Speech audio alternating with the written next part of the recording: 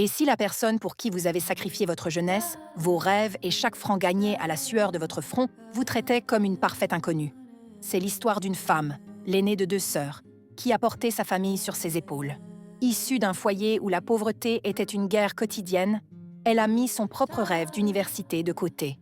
Pendant que sa sœur continuait ses études, elle s'est mise à vendre de l'eau entre les voitures de la capitale, sous un soleil de plomb et des pluies battantes. Chaque franc économisé était une brique pour construire son propre avenir. Elle ne s'achetait rien, ne vivait pour rien d'autre que ce rêve. Le jour où sa sœur a obtenu son diplôme du secondaire, leur mère, en larmes, lui a fait la demande qui allait sceller son destin. Ta sœur est fragile. Utilise tes économies pour l'envoyer à l'université. Quand elle réussira, elle t'aidera à ton tour. Le cœur déchiré, elle a cédé. Elle a pris l'intégralité de son argent, le fruit de ses années de labeur, et a payé les études de sa sœur.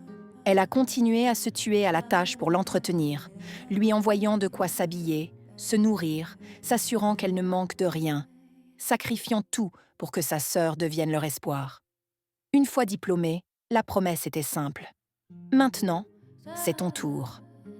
Mais la promesse a été brisée. À peine sortie de l'école, sa sœur a annoncé son mariage, balayant d'un revers de main leur pacte. C'est là que la trahison a pris son visage le plus hideux. Une fois mariée et installée dans un grand appartement à la capitale, elle a coupé les ponts.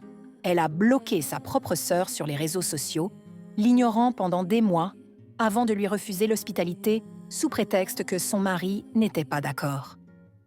L'aide qu'elle a finalement proposée était une insulte.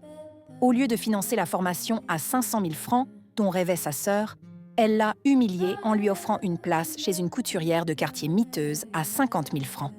Elle avait oublié les sacrifices, la sueur, les larmes. Elle était devenue une étrangère arrogante, méprisant celle qui avait bâti son succès. Aujourd'hui, la sœur aînée est seule, brisée, abandonnée même par sa mère qui profite désormais de la générosité de la cadette. Une voisine lui a alors présenté un choix terrible: pardonner et avancer, ou se venger.